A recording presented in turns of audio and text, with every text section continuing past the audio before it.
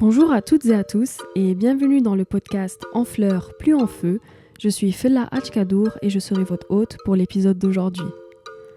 En fleurs, plus en feu est un podcast qui a pour objectif de mettre en visibilité le travail du projet de promotion des actrices racisées en recherche partenariale au Québec, le projet PAR. Et maintenant, l'épisode d'aujourd'hui.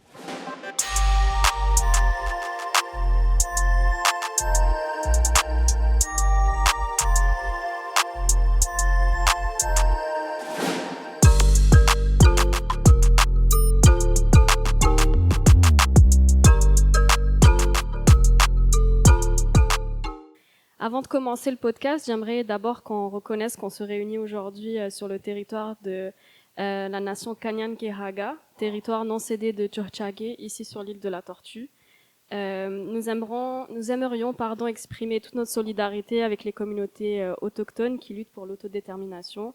Nous honorons bien sûr les gardiens et les gardiennes traditionnels de ce territoire. Après avoir eu l'opportunité d'échanger avec plusieurs des personnes participantes aux différentes activités organisées par le projet PAR, aujourd'hui nous avons l'occasion de discuter avec les personnes qui ont assuré la tenue d'ateliers en tant qu'animatrices durant les journées cohortes ou encore durant les journées BIPOC.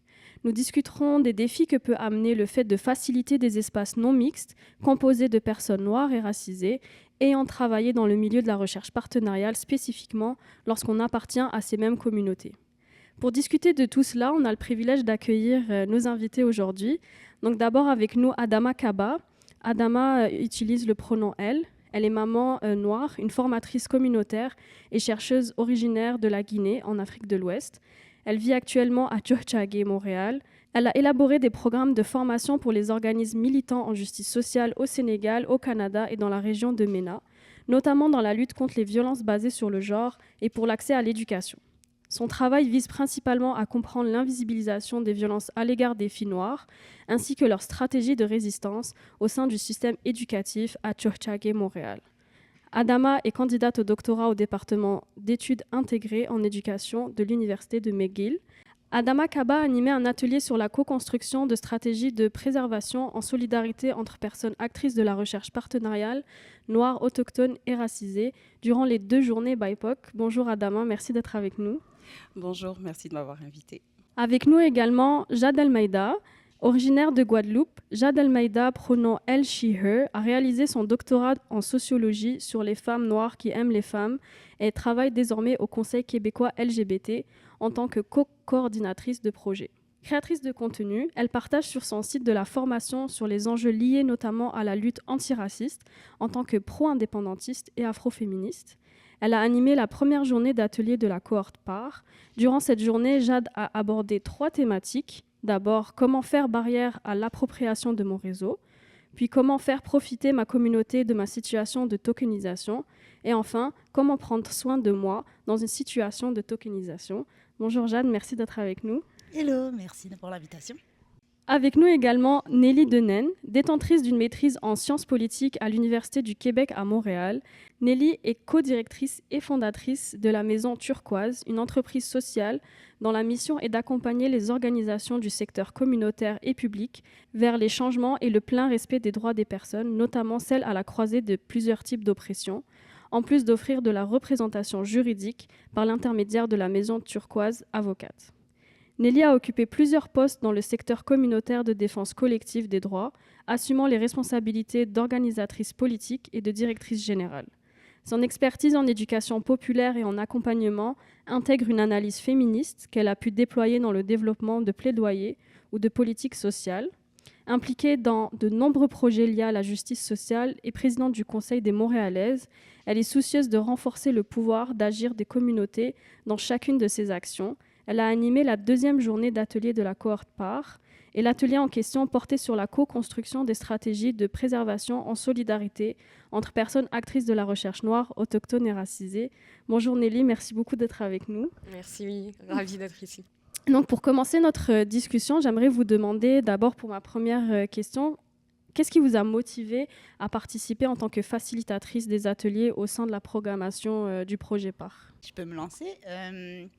D'abord, c'était rémunéré.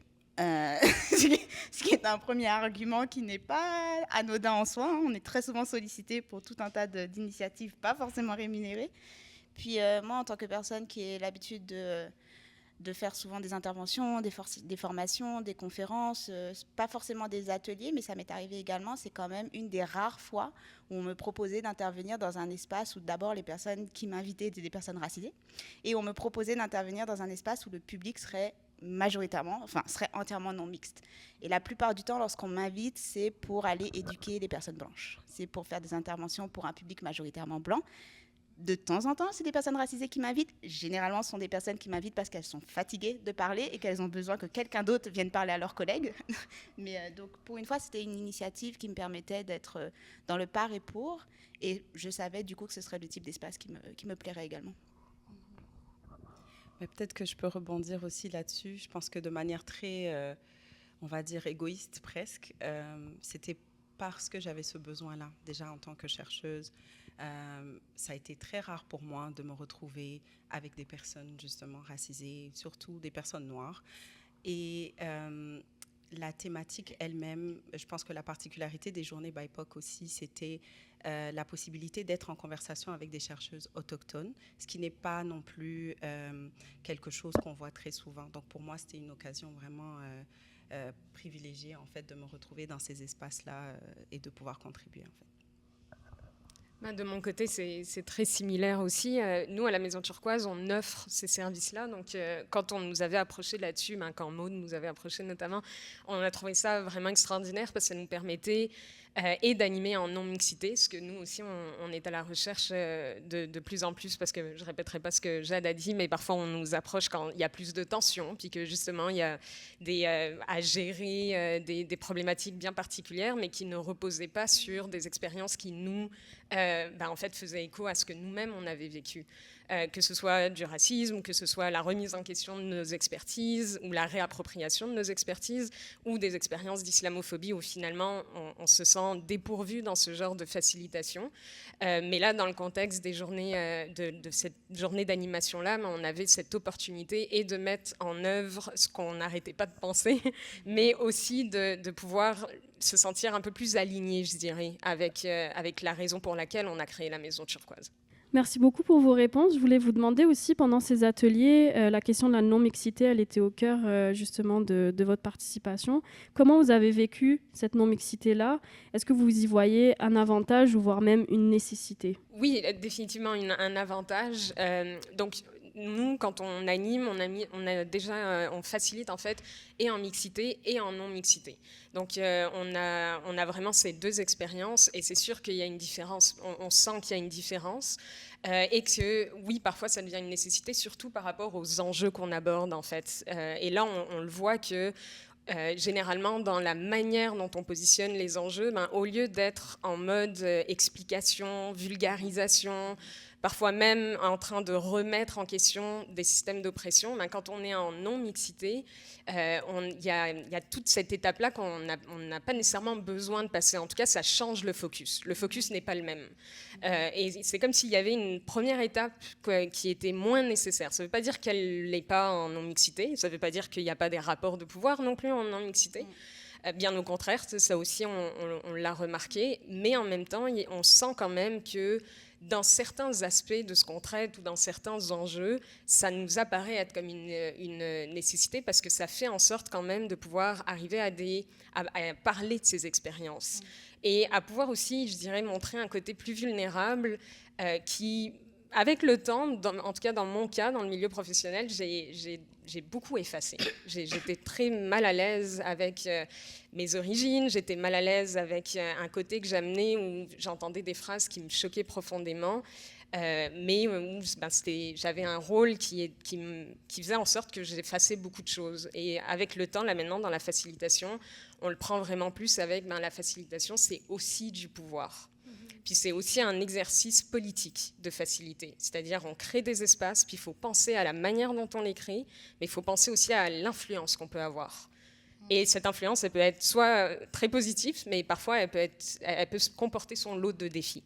Merci beaucoup Nel, parce que je pense que tu as soulevé quelque chose sur laquelle j'aimerais bien élaborer, c'est cette question de vulnérabilité, à la fois en tant que facilitatrice, mais aussi pour les personnes qui sont présentes. Puis je me souviens que dans plusieurs des journées, en fait, on a eu des participantes qui nous ont dit « Moi, d'habitude, je ne participe jamais, je ne dis rien. Je suis présente, mais je ne parle pas parce que je ne me sens pas en sécurité, même quand c'est annoncé que c'est supposé être un espace sécuritaire. Mais là, j'ai l'impression que je peux me lâcher, je peux dire des choses et ne pas me sentir jugée, mais surtout ne pas être invalidée. Parce que c'est une chose de venir dans un espace pour spécifiquement réfléchir sur des violences qu'on vit, mais en plus que dans cet espace-là, ces expériences soient invalidées parce qu'il y a une ou deux personnes qui se sentent directement interpellées. Et donc, effectivement, ça fait sauter une étape et ça nous permet de créer cet espace où on dit les vraies choses, finalement. Donc, c'est ça. Pour rebondir sur ce qui vient d'être partagé, c'est sûr que la non-mixité, encore une fois, c'est un outil nécessaire, c'est un outil qui nous permet de légitimer nos vécus. C'est aussi briser l'isolement également, parce que c'est se retrouver dans un espace où on voit une multitude de personnes qui sont passées par les étapes ou par des violences que nous avons vécues également. Donc c'est se rappeler, oh, c'est pas juste dans ma tête, c'est pas juste moi, il y a une validation de nos expériences, comme tu l'as dit, Adama aussi. Je rajouterais également, il y a des défis particuliers au fait de se retrouver en non-mixité qui parfois viennent justement... c'est se retrouver dans un espace où tout d'un coup on se rend compte on est également agent de ces systèmes d'oppression. C'est la réalisation de voir à quel point ces systèmes sont extrêmement pernicieux, sont extrêmement vicieux également dans leurs conséquences. Donc parfois dans les espaces de non-mixité qui encore une fois sont une nécessité absolue, c'est un outil politique, ce n'est pas le seul qu'on doit utiliser, mais c'est un outil dont on ne peut pas se passer dans nos luttes contre ces systèmes d'oppression. Mais il n'empêche que ça vient parfois avec des défis et des challenges qu'on ne conscientise pas forcément avec... ou plutôt qu'on a tendance peut-être à ignorer dans notre hâte de nous retrouver entre nous, c'est ignorer à quel point même entre nous, on crée et on reproduit ces violences. Et donc, lorsqu'on prend la parole dans ces espaces de non-mixité, il y a d'autres défis qui arrivent. Donc, on n'est pas obligé d'être dans l'explication, on a cette validation d'expérience. Mais en conséquence, parfois, du coup, ça peut aussi malheureusement devenir des espaces qui sont des sources de frustration ou de violence supplémentaire ou inédites justement parce qu'on ne s'attendait pas à vivre ce type d'expérience au sein des espaces de non-mixité. Et je ne dis pas ça dans le sens où il ne faut pas se retrouver en non-mixité, je pense juste qu'il faut les approcher avec cette conscience qu'on va avoir des défis supplémentaires, il va falloir qu'on apprenne également à travailler parce qu'il y aura également des différences. On n'aura jamais les mêmes expériences. Il y aura toujours ces enjeux de privilèges entre nous. Il y a toujours les conséquences extrêmement, encore une fois, vicieuses de ces systèmes d'oppression. En quoi on est ces agents de systèmes d'oppression entre nous, donc les violences intracommunautaires. Et du coup, ce sont des espaces que l'on doit approcher en étant prêt et prête également, en fait, à aborder de front ces barrières. Mais ça reste que ce sont les espaces qui sont les plus aptes à nous apporter la guérison. Et c'est quelque chose qui a été largement documenté, développé, argumenté, notamment par une multitude de nos modèles afroféministes qui ont démontré à quel point la communauté, c'est ce qui nous apporte le care. Le care ne peut pas se faire de manière individuelle, elle se fait de manière communautaire. Et cette communauté, on en a besoin aussi en non-mixité parfois pour la créer. Merci. Donc la non-mixité ne va pas créer des espaces par magie qui sont exempts de rapports d'oppression.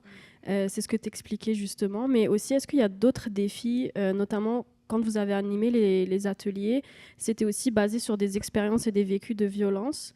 C'était quoi le principal défi d'animer des ateliers de ce type-là spécifiquement ? Je pense que j'ai envie de parler d'un aspect purement logistique déjà. Parce que quand on se retrouve comme ça pour des thématiques qui nous touchent vraiment personnellement, on a tendance à avoir besoin d'énormément de temps juste pour pouvoir déverser ce qu'on a à dire et ce qu'on a. Parce que des fois, c'est dans ces espaces qu'on arrive à mettre un sens, à donner un sens à notre vécu. Il y a plusieurs personnes qui nous ont dit « Ah, mais c'est maintenant que toi, tu dis ça que je me rends compte que ce que j'ai vécu, c'est aussi problématique. » Donc, ça prend énormément de temps. Et d'un point de vue purement logistique, on a des contraintes en termes de temps, en termes de budget, en termes d'espace. Des fois, ce sont des groupes, on avait de la chance où on s'est retrouvés en groupe assez, c'était pas des grands groupes, donc on pouvait se permettre de parler un peu plus et de donner de l'espace. Mais c'est toujours très difficile parce qu'on ne peut pas anticiper. Et on ne veut pas non plus interrompre ce processus-là. Donc, en tant que facilitatrice, pour moi, c'était un peu la négociation à avoir entre il faut qu'on puisse passer à travers et qu'on c'est-à-dire qu'on dépasse cette étape de juste parler des violences pour ensuite réfléchir et générer un petit peu des idées pour comment on avance. Donc, entre ça et il y a un horaire à respecter, c'était quand même assez... ça, c'est un défi toujours présent en tout cas, on jongle avec comme on peut, mais je pense que c'est important de pouvoir laisser l'espace pour cette expression-là. Et si je peux rebondir là-dessus, je pense aussi qu'il y a un enjeu de la crainte de retraumatiser, parce qu'on parle de ces expériences de violence, mais aussi pas forcément aller jusqu'à retraumatiser, mais débuter un processus où la personne se retrouve dans des émotions extrêmement difficiles, extrêmement négatives, et qu'ensuite, on doit partir, la journée est terminée, puis on laisse cette personne seule avec ces émotions-là. Puis c'est toujours quelque chose que j'ai un peu en tête et qui est un peu une crainte, parce que lorsque je fais ces interventions, je ne suis pas une professionnelle de la santé mentale, je ne peux pas faire ce type d'accompagnement, mais il n'empêche qu'on réunit beaucoup de personnes qui ont besoin de parler de moments de violence par lesquels elles sont passées, et on ne sait pas forcément ce qu'on est en train de déclencher chez la personne et ce qui va suivre après chez elle. Et moi-même, en tant que facilitatrice ou animatrice, il m'est arrivé de rentrer chez moi en étant dans des émotions qui étaient toujours négatives, en ayant reçu des témoignages ou en ayant moi-même partagé des choses où je me disais « Oh, je suis rentrée, je ne suis pas bien ». Donc, je pense que c'est une de mes craintes principales lorsque je fais ce type d'événement, qui est, OK, les conséquences de ce qu'on est en train de déclencher, la gestion des émotions, est-ce que tout le monde est reparti dans un bon état d'esprit? Je pense que c'est probablement aussi pour ça que j'ai tendance à faire beaucoup de blagues, pour désamorcer un petit peu, mais c'est pas quelque chose de professionnel, c'est juste moi et ma nervosité. Donc, il y a ça également. Moi, je pense que c'est ma crainte première dans ces moments-là. De mon côté, ça ressemble beaucoup à ce que vous disiez. J'ajouterais probablement au niveau logistique, il y a aussi l'ordre du jour. Généralement, quand on nous approche au niveau de la facilitation, on sait déjà, ou l'organisation sait déjà qu'est-ce qu'on veut aller chercher, quelle conversation on veut générer, autour de quels enjeux. Puis moi, tu vois, c'est toujours quelque chose aussi qui vient me chercher. Je me dis, il y a aussi la flexibilité. Donc nous, on questionne beaucoup avant d'embarquer dans des projets de facilitation parce qu'on veut savoir justement de quelle manière ça va être utilisé. Donc c'est quoi les suites, mais aussi est-ce qu'il y a place à la flexibilité. Disons, les participants présents décident d'aborder un enjeu avec un angle différent. Est-ce qu'on a l'espace pour pouvoir accepter ça, pour pouvoir vraiment un peu redonner aussi un sens de pouvoir sur l'horaire finalement. Donc ça, c'est un des défis que parfois, force est de constater que non. Parfois, c'est la logistique, le budget alloué, la façon dont c'est construit laisse peu de marge de manœuvre. Mais en même temps, ça ne veut pas dire qu'il n'y a pas justement d'autres espaces à créer, que ce soit comment prendre en compte les pauses, comment prendre en compte aussi ces aspects-là de recul, de justement être à l'écoute. Est-ce qu'il y a quelque chose qu'on est en train de rater? Est-ce qu'il y a une personne qui visiblement n'est pas confortable avec ce qui est en train de se dérouler? Ou est-ce que ce qu'elle vient de mentionner, cette personne, a provoqué justement des inconforts, a provoqué des questionnements, et comment on est prête à rattraper ça et à ouvrir cet espace. Donc tout ça, ça fait partie des défis de la facilitation. Puis, je dirais, puis il y a aussi le côté de la vision, parce que comme on le disait, on ne voit pas forcément les choses de la même manière. On le rappelle souvent qu'on n'est pas juste des groupes, c'est pas parce qu'on se complète dans la marginalité qu'on est pareil, puis qu'on est homogène, puis qu'on réagit tout le monde de la même manière à ce qu'on entend. Parfois, on arrive autour de la table puis on ne voit pas les enjeux de la même manière. Ou du moins, les actions ne sont pas pareilles, ou les expériences vont toucher justement soit à des privilèges, soit à des manques de droits qui ne sont pas les mêmes. Et ça aussi, c'est un défi. C'est de savoir jusqu'où on va dans la facilitation, jusqu'où on doit s'arrêter parfois, puis accepter que ça va un peu au-delà des limites, justement, après, quel est le contrôle qu'on a dessus. Ça aussi, ça fait... Surtout que parfois, il suffit d'une seule personne pour rendre caduque toute la conversation ou toute la dynamique, et ça peut être extrêmement difficile à gérer. Je veux dire, on arrive tous et toutes avec un ego, et parfois, il y a des égos dans la pièce où on se dit « Ouh, la journée va être longue ». Pour le dire simplement. Pour le dire simplement. Donc, c'est vrai que c'est difficile à naviguer, surtout quand on est supposé naviguer cette conversation. C'est un vrai défi dans cette situation. Mais je pense que ça rejoint un peu ce qu'on disait par rapport au fait de se retrouver en non-mixité, mais que ça ne veut pas dire qu'on est un groupe monolithe. Un monolithe? Monolithique. Monolithique. Les deux. En tout cas, on est homogène, merci. Et qu'il y a vraiment des rapports de pouvoir à l'intérieur même de ces groupes qu'il faut prendre en compte que ce soit pour des enjeux de classe, d'identité raciale, de genre. Et ça, très souvent, quand on arrive, parce qu'on a des luttes communes ou des violences communes, on parle au « nous » beaucoup, sauf que je pense que c'est une expression qu'on disait beaucoup pendant la pandémie. On est dans la même tempête, mais on n'est pas tous dans le même bateau. Et ça, il faut le reconnaître, que ces rapports de pouvoir-là peuvent être très présents et très violents aussi à l'intérieur de nos groupes. Et ça peut être très déstabilisant quand on a, en tout cas, une certaine vision à atteindre pour un atelier et qui a, par exemple, une personne qui monopolise la parole et qui ne se rend même pas compte de certains niveaux de privilèges qui font qu'elle a la possibilité de monopoliser la parole, justement. Donc ça, c'est toutes des choses avec lesquelles il faut jongler aussi. Et un autre challenge aussi, je dirais, c'est l'étendue des attentes. C'est que ces espaces sont tellement rares que souvent les personnes arrivent en ayant beaucoup d'attentes. Et forcément, il va y avoir des frustrations, forcément, il va y avoir des déceptions. Puis parfois, c'est aussi les espaces où les personnes lâchent out. C'est-à-dire que ces frustrations-là, c'est l'espace où elles peuvent l'exprimer. Puis on va être la cible de ces frustrations et il faut l'accepter. Mais l'étendue des attentes pour un si petit espace, souvent un si petit horaire, c'est aussi quelque chose de difficile parfois à naviguer. Ce qui montre également à quel point nos besoins sont grands. C'est pas tant l'échec de nos espaces, c'est que nos besoins sont tellement grands et immenses qu'il nous faut des espaces, il nous faut des approches complètement holistiques. Donc forcément, un seul espace ne va pas répondre à toutes ces attentes, mais il faut pouvoir naviguer ça aussi, la frustration du public. Merci beaucoup. Et je voulais vous demander aussi, est-ce que vous avez des stratégies concrètes à partager sur le fait de faciliter ces espaces-là lorsque vous recevez des récits de violence, mais aussi, comme vous disiez, quand il y a une personne qui va sortir, enfin qu'on ait préparé un atelier qui va nous sortir de ce script-là sur des enjeux qu'on n'a pas imaginés parce qu'on n'était pas dans les mêmes situations, on était en situation de privilège par rapport à l'autre personne. J'aimerais savoir un peu ces deux volets de stratégie, comment vous faites pour naviguer ces moments-là et ces espaces-là?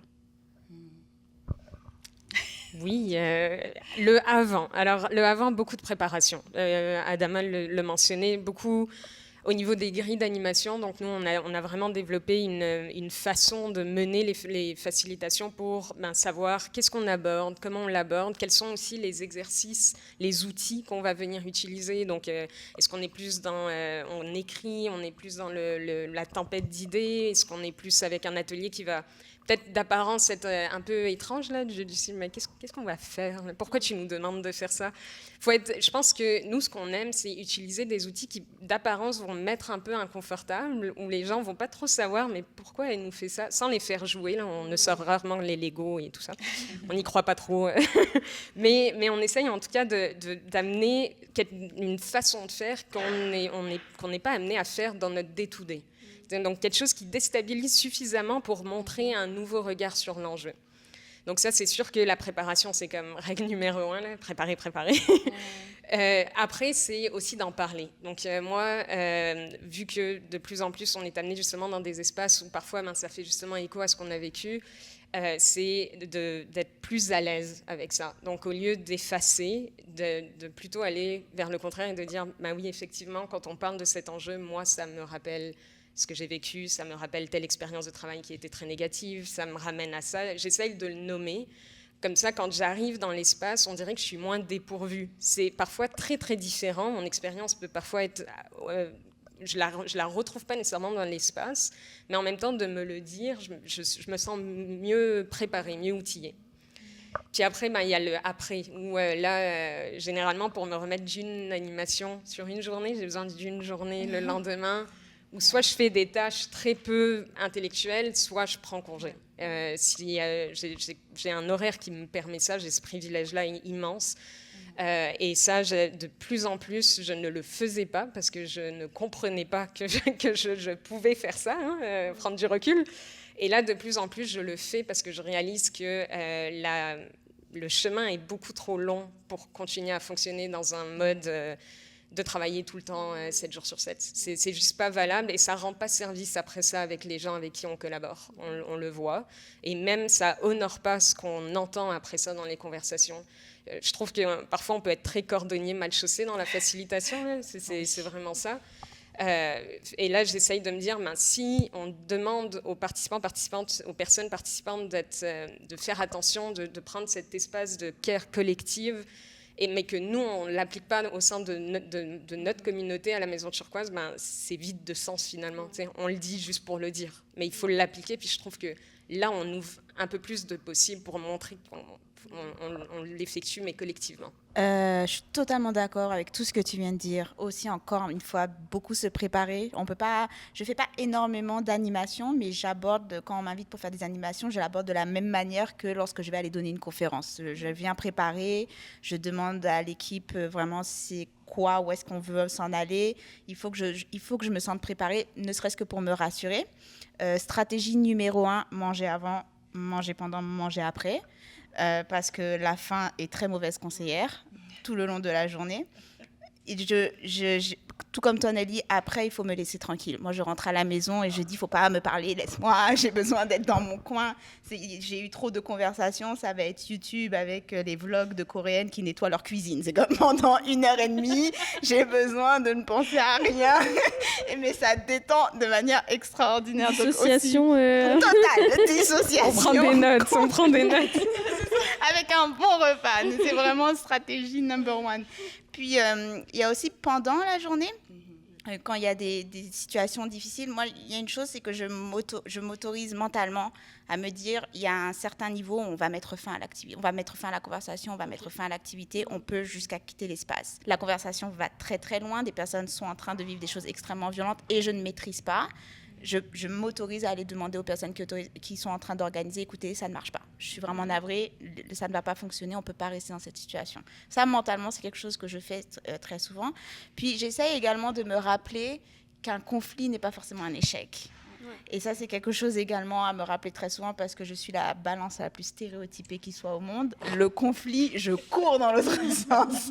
Vraiment quelque chose que je déteste. Mais quand on est dans ce type d'espace et qu'on va avoir des conversations difficiles, j'essaye de me rappeler qu'un espace le plus sécuritaire possible, c'est un espace où tout le monde est à l'aise et tout le monde a sa place sécurisée, on va dire, dans le fait de pouvoir passer à travers ce conflit. C'est-à-dire, on veut tous rester autour de la table, donc on va avoir un conflit sain. Mais le conflit n'est pas un échec.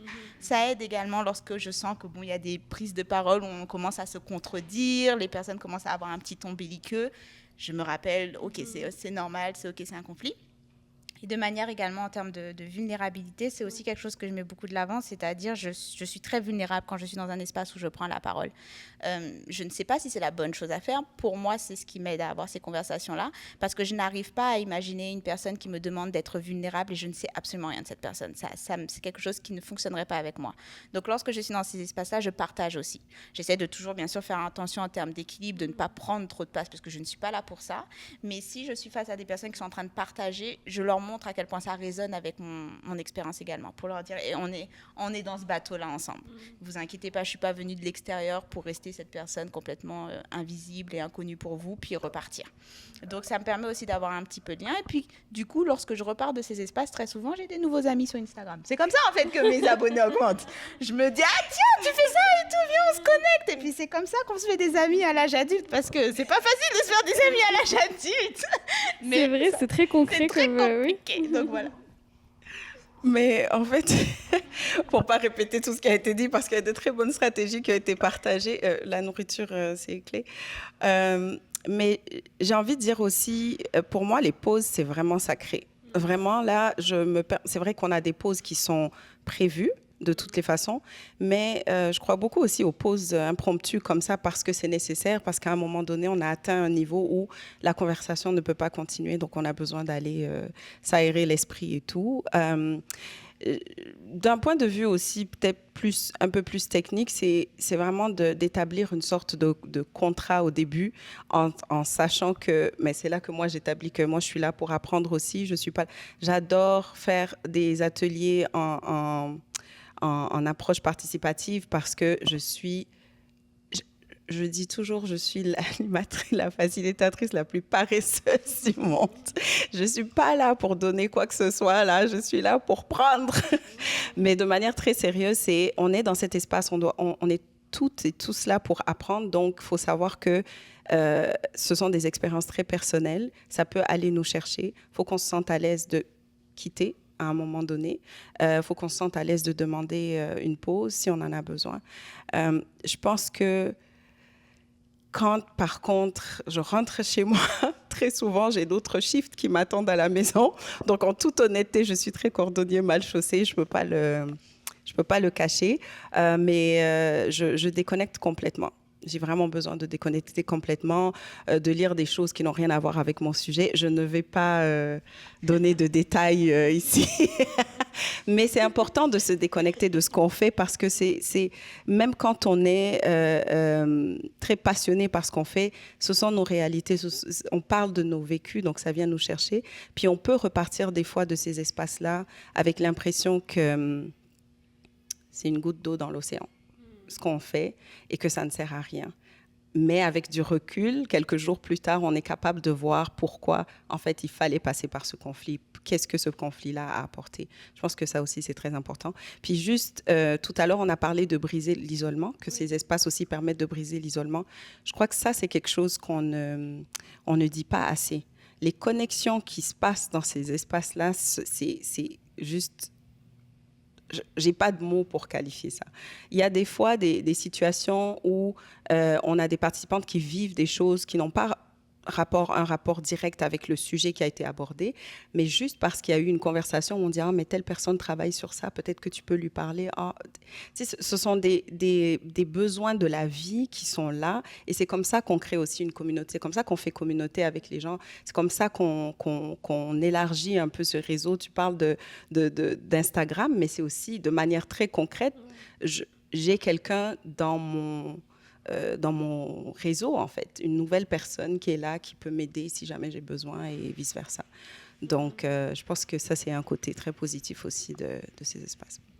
Ça permet de faire justement communauté, même si c'est des moments, comme tu disais, il fallait une approche holistique, et c'est des moments qui sont peut-être insuffisants, mais ça crée quand même ces communautés-là, ces échanges-là. Et justement, Adama, tu parlais du fait de venir dans des ateliers en tant que facilitatrice pour donner certaines choses, mais aussi pour recevoir. Et les ateliers que vous avez animés étaient beaucoup basés sur la co-construction stratégie de résistance. Comment vous envisagez ces démarches-là de co-construction, justement, concrètement? Comment vous mettez ça en place sans tomber dans un moment où on est devant des personnes et on donne un cours magistral pendant 3 heures? Je pense que déjà, quand Nelly parlait tout à l'heure, puis je vais juste de la préparation avant, on arrive quand même on a une thématique et on arrive avec j'aime bien utiliser le mot un squelette, en fait, de ce qui va se passer pendant la séance. Mais ce qui nourrit tout ça, c'est vraiment les expériences personnelles des personnes qui sont des participantes. Et il y a toutes sortes d'exercices, toutes sortes d'activités, mais très souvent, on va aller partir de ces expériences-là pour ensuite générer des idées, des stratégies. Donc, quand on parlait tout à l'heure d'échange et de donner du sens à nos expériences, ça se passe en collectivité, en fait, en collaboration avec les autres. Moi, je peux vivre quelque chose et je l'explique d'une manière, je le raconte d'une manière, mais le fait d'avoir entendu ton histoire, ça me permet de donner un nouveau sens à ce que j'ai vécu, et ensemble, on peut réfléchir à ce qui peut faire du sens. Et on a des petites activités en groupe, en binôme ou en petit groupe, et ensuite, on revient tout ensemble pour faire une sorte d'avoir une vision un peu plus collective de ce qui nous parle. Et l'avantage aussi d'être dans un espace comme ça, c'est que les autres personnes sont capables de voir peut-être des angles morts que nous, on ne voyait pas dans les stratégies qu'on avait énumérées au départ. Puis il y en a qui vont nous dire « Ah oui, mais moi j'ai déjà essayé ça dans mon milieu, mais regarde ce qui se passe quand tu fais telle chose. » Et là, on réfléchit à autre chose. Donc je pense que c'est ça aussi la co-construction. On part de nos expériences personnelles, on définit des stratégies, et puis on fait un peu du... trial and error, un peu on teste, on regarde, on voit ce qui se passe. Puis, je pense que ce n'est pas de la science exacte. C'est sûr qu'on repart aussi en disant à tout le monde, on essaye. on voit ce qui fonctionne dans notre contexte, dans notre milieu, dans nos réalités. Ça ne veut pas dire que ça va forcément marcher, mais l'important, c'est d'avoir pu justement donner un sens à ces expériences, je pense. Oui, moi je compléterai parce que je suis vraiment d'accord. J'ai l'impression qu'au niveau de la co-construction, c'est justement ça, c'est qu'il n'y a pas de recette miracle à la co-construction. C'est aussi pour ça que parfois c'est pas super bien appliqué. Hein. On le sait que parfois ça peut se limiter un peu à de la consultation où finalement on consulte les personnes participantes, mais on revient pas vers elles ou on leur dit pas en tout cas qu'est-ce qui reviendra non plus concrètement. Alors que là, dans les journées par, je pense que puis vraiment l'honneur est aux personnes aussi qui coordonnent ce projet-là, mais c'est pensé. On sent que c'est pas non plus laissé. Il y a pas la recette n'est pas miracle dans le sens où on ne sait pas exactement le produit final que ça donne, mais en même temps c'est pas laissé au hasard non plus.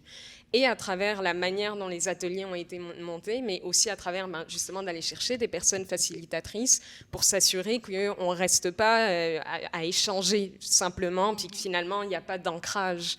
Et ça, je pense que c'est concrètement une façon d'appliquer la co-construction. C'est de se dire, il n'y a pas de recette miracle, on n'a pas le produit final, mais en même temps, on ne laisse pas au hasard, on ne se dit pas, on va juste parler pendant 1 heure, puis voir qu'est-ce que ça va donner, mais plutôt, on va avoir une journée quand même bien coordonnée, faire des ateliers qui, justement, vont permettre, comme tu le disais, de mettre au jeu les expériences, voir les angles morts, mais aussi parler de, concrètement, qu'est-ce qu'on veut voir pour la suite? Quelle transformation on a envie de donner? Est-ce qu'il y a des aspects qui sont, que nous, on peut nous-mêmes se donner les moyens d'y arriver au lieu de, justement, laisser peut-être d'autres organisations en mixité s'en occuper. Puis peut-être que là, pour faire le pont avec la première question, parce que tout est dans tout, c'est là aussi que finalement l'importance de la non-mixité a aussi sa place. C'est qu'au final, ça revient à se réapproprier certaines façons de faire finalement. Et justement, être à l'aise avec le côté holistique, être à l'aise avec le côté flexible, mais quand même se dire qu'on a plus de capacité au sein de nos multiples communautés que ce qu'on croit ou que ce qu'on nous laisse croire plutôt. Tout à fait. Et puis, pour rebondir également, par exemple, moi, la journée que j'ai animée, j'avais des thématiques précises. Et ces thématiques-là, c'est pas moi qui les ai décidées. Ce sont des thématiques que l'équipe de part m'a proposées en disant, voilà ce qui a émergé de conversations que nous avons déjà eues. Donc, ce sont des conversations qui avaient donné lieu à ce besoin de thématiques. Donc, je ne suis pas arrivée en imposant un agenda. C'était quelque chose qui avait émergé justement de consultations, de travail en commun, de besoins, de conversations qui avaient lieu avant moi. Et donc, quand on est venu me contacter, il y avait déjà un travail qui avait été fait avant et une volonté de construire sur ce travail. Et je pense que l'enjeu de co-construction est vraiment là dans le projet PAR, c'est-à-dire qu'on veut quand même avoir une approche on veut développer des solutions. Et je pense que cette idée de, oui, on le fait ensemble, mais on veut construire, c'est aussi quelque chose qui est très important dans cette approche-là. Il y a vraiment cette volonté on veut mettre en place des solutions et si possible des solutions pérennes. Et je pense que ça aussi, c'est une particularité de cette approche qui est ces solutions-là. On veut être sûr que, elles existent, mais aussi qu'elles soient réalistes. Et comment on sait qu'elle sera réaliste? Parce qu'on la travaille avec des personnes qui vivent ces enjeux-là. Donc, ce sont ces personnes-là qui vont développer ces solutions. Et je pense que c'est du coup d'être constamment dans cette conversation. Et puis, on va construire sur la conversation précédente. Puis, on va construire sur les prochaines. Puis, moi, j'ai animé. Mais il y a d'autres moments où je suis allée pour participer. Ouais. Donc, les suivantes, j'étais participante. Je pense aussi que c'est ces changements de rôle qui font également travail dans cette construction. C'est-à-dire, il n'y a pas les personnes savantes, puis les autres qui reçoivent tous ces savoirs. Non, il y a des multiplicités de savoirs, puis il y a cette organisation d'espace pour voir comment est-ce qu'on agence ces savoirs pour essayer au final de trouver une manière de survivre, mais pas seulement de survivre, de thrive. En français, les amis, thrive. S'épanouir. S'épanouir, merci beaucoup. Pas seulement survivre, mais de s'épanouir, c'est ça. Et puis on laisse personne derrière parce que tout le monde a participé à ces conversations. En tout cas, les personnes qui voulaient rester autour de la table participent et on avance au fur et à mesure. Merci d'avoir rappelé ça parce que je pense que c'est important de noter à quel point toutes les activités, il y a une vraie cohérence en fait. Il y a vraiment, j'emprunte ton expression, un fil rouge depuis le forum, les journées. C'est-à-dire que tous les ateliers, il y a vraiment on construit sur ce qui a déjà été fait avant. Et je pense que c'est ce qui fait la cohérence de ce travail-là et qui fait qu'on est vraiment dans un résultat. On sait que c'est quelque chose qui est continu. On va continuer à travailler dessus. Ça ne vient pas de nulle part. Donc, je pense que ça, c'est... En tout cas, je voulais juste souligner ça. Et en termes de co-construction des savoirs dans les ateliers, sachant que les participants et les participantes faisaient partie de différents groupes raciaux, il y avait des rapports de pouvoir. Tu en as parlé rapidement, Adama, mais est-ce que vous pouvez détailler un peu plus peut-être comment ça s'est déroulé? Est-ce qu'il y a eu des stratégies que vous avez mises en place justement pour mettre en place cette co-construction tout en prenant en considération tous les rapports de pouvoir ou au maximum les rapports de pouvoir qui existent? Je pense que cette question-là, elle est difficile pour de multiples raisons parce que je ne saurais pas dire, en tout cas en parlant au jeu, je ne saurais pas dire si j'ai réussi à naviguer tous ces rapports de pouvoir extrêmement complexes. Donc ce serait peut-être difficile pour moi de dire cette approche-là, je pense qu'elle fonctionne dans cette co-construction parce qu'encore une fois, c'est tellement pervers et pernicieux que je dois admettre que parfois c'est 2, 3, 4 jours après que je me rappelle d'un moment de la conversation où je me dis j'aurais dû dire ça, ou j'aurais dû intervenir, ou je me demande s'il n'y avait pas cette dynamique là derrière, ou à quel point est-ce que je l'ai. Ça peut être aussi l'inverse, à quel point j'ai vu directement cette dynamique de pouvoir, parce que moi-même je suis échaudée avec ce type d'enjeu-là, parce qu'on parle quand même, la négrophobie intériorisée, c'est un sport international, il y a les enjeux de colorisme, il y a les enjeux de classe, on l'a vu également des conversations, que ce soit quand j'animais ou que j'étais participante, il y a du monde du milieu universitaire qui arrive avec cette légitimité de la parole universitaire, donc ça aussi c'était quelque chose à gérer, il y a l'agisme, et on a tellement d'angles morts, je veux dire, je suis probablement pratiquement sûre que l'enjeu du capacitisme, c'est vraiment un de mes angles morts les plus importants en tant qu'animatrice. Donc, pouvoir dire qu'on a réussi à naviguer, je dirais que on a fait, je pense, de notre mieux, mais l'approche les personnes reviennent. Oui. Je pense que le fait qu'à chaque activité, on a eu un peu ce corps de personnes, ce groupe, ce noyau qui participe et qui continue de participer, qui continue de s'inscrire, je pense que ça prouve qu'on construit quelque chose en termes de confiance également, en termes de dynamique de groupe, parce que c'est quelque chose qui se crée également sur le long terme.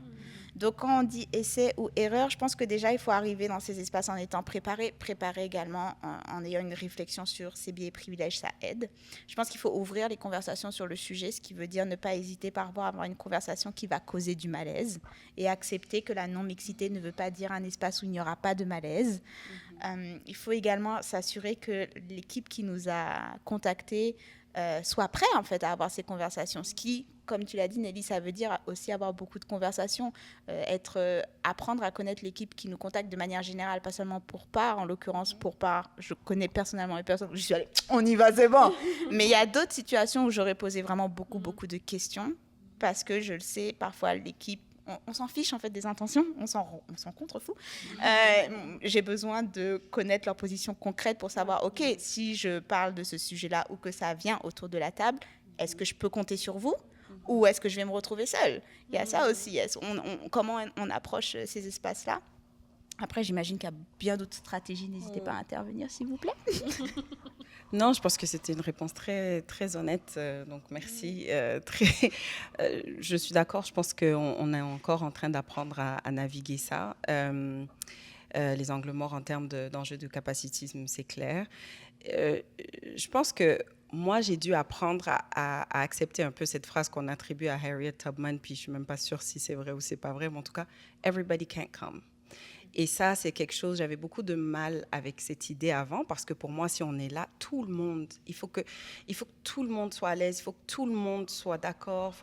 Et ça, c'est quelque chose qu'il faut constamment remettre en question, parce que ces enjeux-là sont réels, ces dynamiques de pouvoir-là sont là. Puis très souvent, quand on a un privilège qui est en danger, on réagit de manière très... des fois, on se trahit, hein, même si le discours il est très cohérent avec ce qui est en train d'être dit. On a des réactions un peu, j'ai envie de dire, knee-jerk reactions, un peu, où j'ai envie de... là, il y a un privilège auquel on a touché.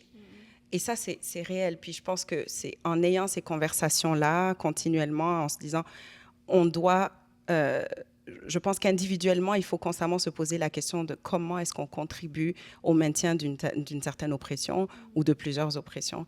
Et ça, on ne veut pas faire. C'est beau de se retrouver dans le groupe et de dire nous, nous, nous. Puis des fois, les gens parlent et j'ai envie de dire, mais c'est qui nous, en fait ? Parce qu'on ne vit pas dans cette société de la même manière, comme tu disais tout à l'heure. Il y a des enjeux de négrophobie, il y a des enjeux de colorisme qui font que moi, je vais vivre des choses que tu ne vivras jamais. Et il faut être honnête avec ça. Puis je ne suis pas en train d'invalider ce que tu vis, mais il faut faire attention à ne pas homogénéiser justement ces réalités-là. Donc, je pense que c'est un work in progress. Je ne sais pas pourquoi je suis passée en mode bilingue depuis tout à l'heure, mais c'est parce que c'est une question très complexe, je pense. Et je suis certaine que j'apporterai pas, mais je trouve que ce qui est vraiment important, parce que c'est définitivement des questions que nous on se pose avant chaque mandat, c'est comment on nomme, est-ce qu'on aura l'espace de nommer, qu'est-ce qui arrive si à l'intérieur même de l'espace où on va, il y a des rapports justement de pouvoir, quels sont, en fait ça va être quoi notre marche à suivre? Nous, ce qu'on privilégie, c'est de nommer. C'est qu'on ne va pas faire semblant qu'il n'y a pas d'inconfort. Quand il y en a un, puis dans la journée part, il y en a eu. Et il ne faut pas prendre la fuite. Il faut essayer justement de créer cet espace où tu dis, OK, clairement, il y a quelque chose qui vient de se passer. Ça ne veut pas dire que je vais tout comprendre. Ça ne veut pas dire que moi-même, je n'aurai pas des angles morts et qu'il ne va pas me manquer certains morceaux. Mais au moins, un tant soit peu qu'on soit sensible. Généralement, dans un groupe, on est capable de voir clairement là, ce qui vient de se passer n'est pas passé. Un tant soit peu que tu en aies une petite sensibilité, là, tu sens un peu l'inconfort, tu sens les regards. Ça fait partie des stratégies de comment être à l'écoute du groupe et de se dire, clairement, s'il y a plus de personnes qui sont... qui s'étirent un petit peu plus sur leur chaise, abordons-le, nommons-le. Il y a le langage corporel aussi. Il y a le langage corporel, il y a ce qui est dit, mais il y a aussi le langage corporel, il y a aussi la manière dont les réactions vont être peut-être parfois plus figées. C'est-à-dire on va tomber dans des réponses un peu moins, on est moins à l'aise. Là, tu le sens que les réponses sont plus courtes, elles sont aussi un peu plus invasives. Et là, tu te dis, OK, mais il faut qu'on regarde. Ça, c'est des stratégies que, avec le temps, j'ai appris. Parce que je me souviens de ma première facilitation et c'était pas le cas. ça se passait pas comme prévu là, avec ma feuille de route. Et là, je me disais, mais ça y est, c'est fini. Je viens d'échouer l'animation. Je vais aller me cacher sous ma petite roche en attendant que ça passe. Là, avec le temps, on développe aussi humainement nos propres stratégies. Pour faire face à ce type d'animation où, quand il est question de ces thématiques-là, on ne doit pas arriver en se disant que ça ne se produira pas. Je pense que ça aussi, c'est une stratégie, se dire, je rentre dans cet espace, ça arrivera probablement, juste comme tu disais, Jade, qu'est-ce qu'on fait avec l'équipe? Est-ce qu'on en parle? Est-ce qu'il y a une personne, justement, même au niveau plus traumatisme ou retraumatisation, est-ce qu'il y a une personne qui va être disponible pour en parler? Parce que nous, on n'a pas ce bagage-là au niveau plus intervention psychosociale. C'est que ça, c'est toutes des petites stratégies qui peuvent aider. Est-ce que c'est une science exacte de pouvoir nommer les rapports de pouvoir? Comme disait Adama, je pense que plus on va le faire, plus on va développer des stratégies. Mais au moins, de commencer juste à dire que ça existe, j'ai l'impression qu'on a déjà une partie du chemin d'effectuer comparé à évoluer dans des espaces où on n'ose pas les nommer et on fait comme s'il n'y avait pas ces rapports de pouvoir. Et parfois on parle de ces thématiques, mais on enlève la notion de pouvoir et j'ai l'impression qu'on avance beaucoup moins en profondeur dans ces conversations-là que ce qu'on pourrait faire. Puis je pense aussi qu'il ne faut pas qu'on hésite à demander des retours, à demander, OK, comment ça s'est passé pour vous? Est-ce que c'est ce que vous imaginiez quand vous m'avez contacté? Montréal est petit, hein, si jamais les personnes qui nous écoutent... Montréal, c'est même pas un village, c'est une rue. C'est Sainte-Catherine, c'est tout. Mais donc les personnes, on les croise tout le temps. Donc on est aussi dans un contexte où il ne faut pas faire comme si on peut aller dans ces espaces-là, puis ne faire ce qu'on pense réussir à faire et puis s'en aller et penser qu'on ne va plus jamais rencontrer. Non, on est constamment les uns les unes sur les autres. Donc aussi, il y a ça qui fait en sorte que c'est aisé d'avoir quand même des retours sur la prestation. Puis aussi, je pense que la dernière stratégie, mais qui est toujours une stratégie qu'on doit avoir en tête, c'est accepter que parfois, on n'est pas la bonne personne pour cette conversation et passer le mandat à quelqu'un d'autre. Donc, lorsqu'on nous contacte et qu'on se doute avec l'expérience que je ne serai peut-être pas la personne avec laquelle votre public va avoir un lien, ou alors moi, je vais y arriver en étant peut-être braquée, ou tout simplement, je n'ai pas besoin de cette opportunité en ce moment. Passer le mandat, je pense que c'est aussi une stratégie pour s'assurer que ces espaces continuent d'exister. C'est que parce que Montréal est très petit, de temps en temps, on se retrouve à avoir un star system extrêmement rapide au sein de nos communautés. C'est-à-dire, on va avoir 1 ou 2 têtes d'affiche. Et comme les personnes majoritaires sont très feignantes, une fois qu'elles ont un numéro, elles appellent tout le temps la même personne. Donc, il y a aussi une absence de diversité de voix dans les gens qui vont animer ces espaces. Et donc, passer le mandat, ça doit rester toujours aussi une stratégie à avoir en tête de peut-être, tu sais, je connais une personne qui pourrait être plus adaptée que moi pour ce moment-là, laisse-moi te passer. Est-ce que ça paye? Oui, ok, laisse-moi te passer le numéro. Toujours vérifier. Est-ce que tu rémunères combien? Ok, voilà le numéro. Moi, j'ai malheureusement pas pu assister aux journées où tu as animé parce que j'étais coincée au travail. Mais j'ai animé j'ai assisté et c'était de voir à quel point on est très différentes dans nos approches. J'ai adoré. Et moi, je trouve qu'on devrait faire ça plus souvent, pouvoir être, même si on est dans la même cohorte, pouvoir assister à l'animation des autres personnes. Pour voir, ok, donc c'est comme ça que tu abordes le groupe. J'aurais pas pensé aborder comme ça, mais c'est intéressant parce qu'à la dernière journée, j'ai dit ça. Puis du coup, je me souviens quand on a assisté à la journée de Nelly, Adama et moi, qu'est-ce qu'on rigolait, la pauvre. Excuse. Pas sur Comment toi. je dois l'interpréter? Mais c'était un tel espace où je pense qu'on se sentait quand même, à un moment donné, la conversation, c'était sécuritaire, donc on était comme, oh oui, et puis on a beaucoup participé. Je pense que Maud et Ornella devaient nous regarder en mode, tenez-vous un petit peu. Mais moi, j'ai aimé cette expérience parce que c'était c'était la première fois où j'avais cette opportunité de suivre, d'être dans le groupe où j'étais intervenue, et ça, j'ai trouvé ça cool. Comme il n'y a pas de mode d'emploi, le fait de voir différentes façons de faire, ça enrichit ton mode d'emploi. Exact. Mais c'est ça qui est intéressant, moi je trouve, dans la facilitation, c'est que justement, vu qu'il n'y a pas de mode d'emploi, ça te permet de l'avoir d'une différente manière. Fait que beaucoup de personnes vont le voir juste comme de l'animation, où au final, tu viens, tu passes la parole, tu animes le groupe, finalement. Alors que là, dans les différents mandats, c'était au-delà de juste passer la parole, parce que finalement, on a été amené, on nous a autorisé à pouvoir voir de quelle manière tu montes l'atelier, de quelle manière tu vas aborder. Les thématiques étaient dessinées, mais la manière d'aborder la question, justement, c'était un terrain de jeu. Puis là, j'avoue, nous, pour des mandats comme ça, on les appelle les mandats bonbons, parce que ça veut dire que c'est amusant, on peut vraiment essayer des choses, et on ne se sent pas mal, parce qu'on n'a pas l'air d'ovni bizarre. On arrive et on nous dit, sois ce que tu veux être, puis c'est correct. Fait que ça enlève aussi, je ne sais pas comment dire ça, mais ça enlève vraiment un poids, vraiment. Puis je pense qu'en l'occurrence, dans l'atelier où toi tu as animé, on avait vraiment besoin que tu sentes que tu avais un mandat bonbon. Parce que justement, quand on parlait tout à l'heure de capacité à être flexible et à s'adapter, il y a parfois les problèmes, enfin, c'est pas juste non plus les dynamiques, des fois, c'est des situations plus techniques. Des alarmes incendies, par exemple. C'est ça. Et donc, je pense qu'en tant il faut pouvoir, parce que surtout quand ça arrive à un moment où il y a un conflit qui est en train de germer, c'est très compliqué de reprendre le groupe et d'avoir, surtout quand la dernière partie de l'atelier est consacrée à générer des idées, à trouver des stratégies. Si tu as perdu le groupe avant, c'est très difficile d'avoir des conversations. Et tu as quand même réussi à ramener le groupe malgré toutes ces interruptions. Et on a quand même produit quelque chose, même si c'est vrai qu'au début, on était comme un peu unsettled. On se disait, mais c'est quoi cet exercice? C'est très contre-intuitif. Et c'était super intéressant. Et je pense que pour moi, d'être là en tant que... Parce que je fais souvent des animations, c'était vraiment un cadeau, en fait, d'être là, de voir comment Nelly a géré ça. Je crois que ça, c'est important aussi, d'avoir ça.